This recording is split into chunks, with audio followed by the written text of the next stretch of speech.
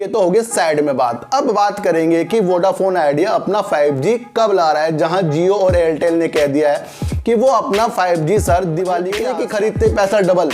ये भावना अगर आप लेके आए तो आप जोमैटो जैसे, पेटीएम जैसे और LIC जैसे में घूमते। शेयरों के बारे में बहुत आसान है वीडियो बनाना, कोई भी बना देगा, ये पड़ा शेर, ये वो ऊपर नीचे, ये कोई भी कर देगा, लेकिन उसकी साइकोलॉजी कौन समझाएगा। 3 साल में ये पहली बार हुआ है कि बैंकों के पास ना नकदी कम हो गई है, पैसा कम हो गया है। शेयर में हम जब एंट्री करते हैं ना, जब उसके अंदर हम इन्वॉल्व हो जाते हैं तो अपने को ठगा सा महसूस कर लेते हैं। सर अब क्या करें, इसमें हम किसी शेयरों में या IPO में अपने कदमों को बढ़ाते हैं तो फिर हम क्या सोच कर बढ़ाते हैं, वो ही सबसे ज्यादा इंपॉर्टेंट होता है।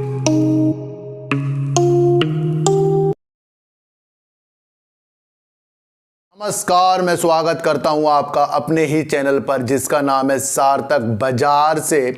और आज बात करेंगे सर यूको बैंक की, बात करेंगे सर वोडाफोन आइडिया की, और बात करेंगे सर LIC IPO जो आया था उसके बाद से नीचे गिर रहा है। काफ़ी लोगों के सवाल आ रहे हैं कि सर इस शेयर में अब किया क्या जाए, इसके अंदर हमें क्या संभावना निकल कर आ रही है, उसके बारे में भी बात करेंगे सर। सबसे पहले मैं आपको एक चीज़ बता दूं कि जब भी हम किसी शेयरों में या IPO में अपने कदमों को बढ़ाते हैं तो फिर हम क्या सोच कर बढ़ाते हैं, वो ही सबसे ज़्यादा इंपॉर्टेंट होता है। हम क्या करते हैं सर, हम सिर्फ तेज़ी में ही चलकर शेयरों को या IPO को लेने की मंशा बना रहे हैं। हम काम को देखकर मंशा नहीं बना रहे हैं। बार बार आपको मैं यही समझाता हूं कि जब भी आपको अपने अनुसार कुछ प्रॉफिट के दृश्य दिख जाए तो उस दृश्य में अपने हाथों को आगे बढ़ाना चाहिए और कुछ प्रॉफिट को अपनी झोली में लाना चाहिए सर। यही एक मार्केट का रूल है और यही मेरा रूल है कि प्रॉफिट को जाने देना नहीं और लॉस को लेना नहीं। सर मैं आपको पहले बता दूं एक बात, किसी भी शेयर में हम जब एंट्री करते हैं ना, जब उसके अंदर हम इन्वॉल्व हो जाते हैं तो अपने को ठगा सा महसूस कर लेते हैं। सर अब क्या करें, इसमें हम फंस गए हैं। तो कहीं ना कहीं ये सारी गलतियां सर हमें अपनी माननी पड़ेगी, क्योंकि सर शेयर चल रहा है, सेल चल रहा है। अब शेयर को ले तो हम ही रहे हैं सर, कोई तो कह नहीं रहा कि आप शेयर को पकड़ लो सर, किसी ने तो नहीं कहा है। आप कहीं भी जाना हो आपको टिकट तो आपको लेना पड़ेगा सर, मंजिल तो पड़ी है दूर, तो वो मंजिल जो है वो हमें लानी पड़ेगी सर।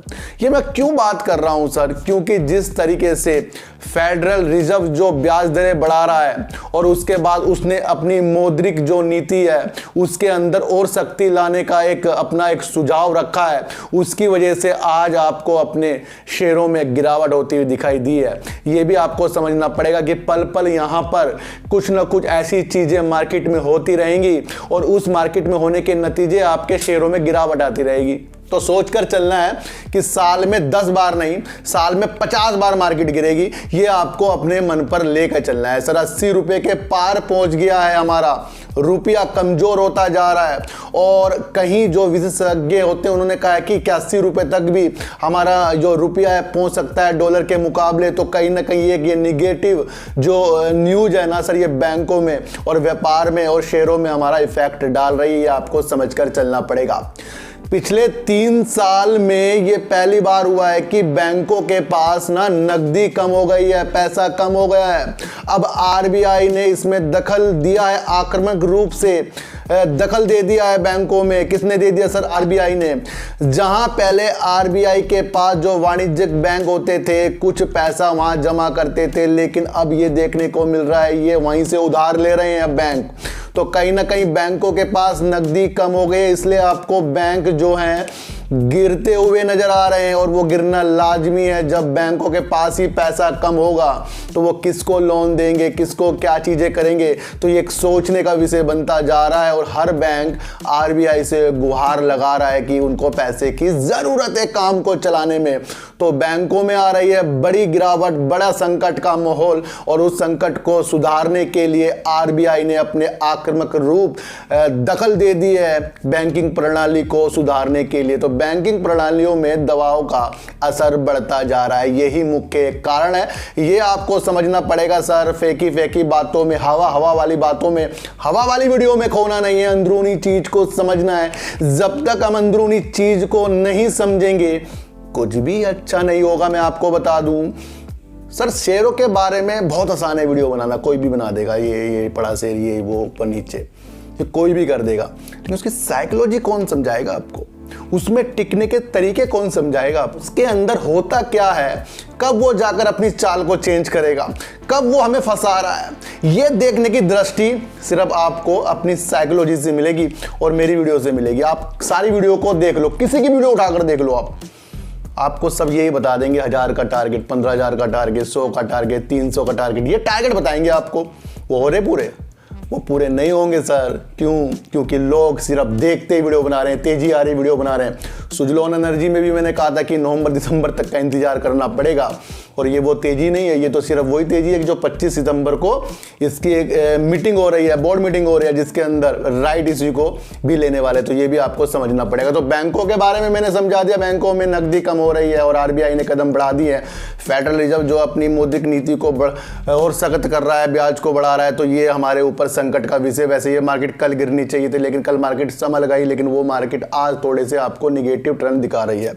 बात करेंगे सर यूको बैंक की। यूको बैंक की इसलिए भी बात करेंगे, काफी पुराना बैंक है, 1943 का ये बैंक, और कलकत्ता से इस बैंक ने शुरुआत की है, और इस बैंक की अब किस्मत पलटने वाली है। लेकिन ये न्यूज इसके बैंकों में असर तो जरूर डालेगी, लेकिन ये थोड़ी गिरावट कर देगा आपको। अगर इसने आपको तेजी दिखाई तो उस तेजी में भी आपको इसके अंदर फंसना लाजमी हो जाता है। वो क्यों लाजमी हो जाता है? क्योंकि इसको ऐसी एक अनुमति आरबीआई के द्वारा मिल गई है कि ये रुपये में व्यापार कर सकता है। कितनी पॉजिटिव न्यूज, सार्वजनिक बैंक का एक ऋणदाता और उसको आरबीआई की एक अनुमति मिल गई हो, ये कितनी पॉजिटिव न्यूज आ रही है निकलकर सारे बैंकों के हटाकर यूको बैंक को रुपयों में व्यापार करने की अनुमति मिल गई है। जिस तरह से पहले कोई डॉलर में व्यापार होता था, वो अब रुपयों में व्यापार कौन कर रहा है? यूके बैंक कर रहा है, और इसने रूस के गाज़प्रोम बैंक के साथ एक विशेष खाता खोलने की अनुमति आरबीआई के द्वारा मिल गई है। इसे ये अनुमति पहले जुलाई में भी इस तरीके व्यापार करने के लिए मिली थी, लेकिन इसका पूर्ण रूप अब आरबीआई ने बिल्कुल अनुमति दे दी है। तो यूको बैंक पर अपनी नज़र रखनी पड़ेगी। यहाँ से यूको बैंक आपको 10 रुपये सोच कर खरीदना है, ध्यान रखना। अगर आपने इसके अंदर अपने अनुसार, मैं सिर्फ आपको साइकोलॉजी बता रहा हूँ कि अगर आपने इस न्यूज के द्वारा इस शेयर में आपको तेजी के संकेत देखने को मिल रहे हैं, तो वो अभी नहीं मिलेंगे, ये 6 महीने बाद आपको तेजी के संकेत मिलेंगे। अगर आपका व्यू इसके अंदर 6 से 1 साल का है, तो तब जाकर इसके अंदर अच्छी दृष्टि बन रही है, क्योंकि इन्होंने खाता खोलने की अनुमति दे दी है। उसके बाद सारे जो पेपर वर्क होंगे, जो आपस में लेन देन होंगे, तो कहीं ना कहीं एक पॉजिटिव संकेत ये इसके अंदर 6 महीने बाद डालेगा। तो ऐसे ही हमें शेयरों में एंट्री करनी चाहिए। अब हमने न्यूज़ देख ली, न्यूज़ अच्छी आ रही है कि सारे बैंकों के छोड़कर इस बैंक को ये चीज़ें मिल गई है, तो रुपये में व्यापार हो रहा है, तो ये एक पॉजिटिव संकेत हो रहा है। और रूस में जिस तरीके से रूस और यूक्रेन का युद्ध जो तेजी के साथ बढ़ा है ना, उसमें रूस के साथ व्यापार सौदा जो हुआ है ज्यादा बढ़ गया है इंडिया का। तो आपको ये समझना चाहिए कि इसने रूस के बैंक के साथ एक खाता खोल रहे हैं ये, और उसके अंदर व्यापार जो लेन देन होगा वो सब रुपयों में होगा। बहुत पॉजिटिव न्यूज निकल कर आ रही है यूको बैंक के लिए। लेकिन फिर वो ये ना सर, 12-13 रुपए वाला शेयर आपको एकदम से 50 तो जाकर दिखाएगा नहीं। लेकिन न्यूज़ तो काफ़ी अच्छी है, फिर अब करें क्या इसके अंदर? काफ़ी लोगों का भी ये सवाल बैठता होगा। तो सर इसके अंदर हमें एक अपनी दृष्टि जो है ना अलग तरीके से बनानी पड़ती है। वो दृष्टि ये है कि न्यूज़ पॉजिटिव है, तो फिर यहीं से हमें इसको 6 महीने मान के लेना चाहिए, क्योंकि न्यूज़ के द्वारा काफ़ी लोग एंट्री करेंगे इसके अंदर। लेकिन हमने जो इसके अंदर चीज़ें देखी हैं, वो जो न्यूज़ है ना, वो 6 महीने बाद इसके अंदर इफेक्ट डालेगी। ये आपको सोचकर इसके अंदर अपने हिसाब किताब बनाने हैं। और अच्छा बैंक है, और अच्छा अब ये हो जाएगा, क्योंकि सारे बैंकों को छोड़कर इसको एक अनुमति आरबीआई से मिल गया रुपये में व्यापार करने के लिए। तो बात करते हैं सर एलआईसी की, और एलआईसी की बात इसलिए भी करेंगे कि जहां मेरा व्यू एलआईसी में पॉजिटिव है, और पॉजिटिव ही रहेगा क्योंकि हमने एलआईसी को समझा नहीं है। जब इसके अंदर हम अपनी कुछ भी पॉलिसी लेते हैं, तो उनका जो व्यू 15 से 20 साल का होता है। ध्यान रखना, कोई भी अगर आप इसके अंदर पॉलिसी लेते हो, तो वो एलआईसी आपको 15 से 20 साल का एक समय सीमा बता देती है पहले। और हमने आईपीओ खरीदते ही से सोच लिया पैसा डबल कर देगा। आपको एक चीज बता दूं कि जब भी कोई आईपीओ अपना लाता है, वो बैंकों से पैसा ना लेकर सीधा जनता के पास आता है और जनता, हमने ये काम किया, हम ये काम करना चाह रहे हैं, हम अपना आईपीओ लेना चाह रहे हैं, इस रेट पर लाना चाह रहे हैं, कौन इसके अंदर भागीदारी लेता है सर। और हम भी जनता जो है ना अपने पैसों को और अच्छा करने के लिए आईपीओ खरीदते हैं। ये सबको पता है कि हम किसी भी कंपनी के जब आईपीओ लेते हैं तो उसके शेयर धारक बन जाते हैं, यानी कि कंपनी का प्रॉफिट होगा तो हमें भी प्रॉफिट होना लाजमी बनता है। एलआईसी एक ऐसा शेयर है, देश की सबसे बड़ी बीमा कंपनी है ये, और इसके अंदर अगर आपने व्यू अपना 2-3 साल का बनाया तो बिल्कुल गलत बना दिया है। आपको एलआईसी में तब एंट्री करनी चाहिए जब आप उसके काम से वाकिफ हो कि ये काम क्या कर रहा है और ये कितनी समय सीमा अपने अलग पॉलिसी में भी दे रहा है। तो एलआईसी का मतलब ये नहीं कि खरीदते पैसा डबल, ये भावना अगर आप लेके आए तो आप जोमैटो जैसे, पेटीएम जैसे और एलआईसी जैसे में घूमते रह जाओगे। तो एलआईसी में सबसे ज्यादा पॉजिटिव संकेत है, मैं आपको बता दूं। लेकिन इसके अंदर जब ये पॉलिसी 20 साल की देते तो इसके अंदर हमें 3 से 4 साल का व्यू बनाकर चलना पड़ेगा। एवरेज करने वाला ये शेयर है एलआईसी। जब एलआईसी अपना आईपीओ ला रहा है तो ये अपने काम का विस्तार करने के लिए ला रहा है। अब हम किसी को पैसा दे रहे हैं तो एकदम से तो नहीं वो उसमें कमा के अनुमान दिखा देगा। तो जब भी हमारी एक दृष्टि किसी भी चीज में जाने की होती है तो उसको समय देना पड़ेगा। एलआईसी का मतलब ये नहीं कि पैसा लगाते ही डबल, मैंने आपको कहा समय देना पड़ेगा एलआईसी में। और जो लोग मेरे से पूछते हैं कि सर एलआईसी तो काफी नीचे की तरफ जा रहा है, सर एलआईसी का शेयर मेरे पास भी है लेकिन मैंने तो काफी नीचे ले रखा है। लेकिन मैं आपको बता रहा हूं जिन्होंने भी जहां भी ले रखा है ना, ये सेफ है।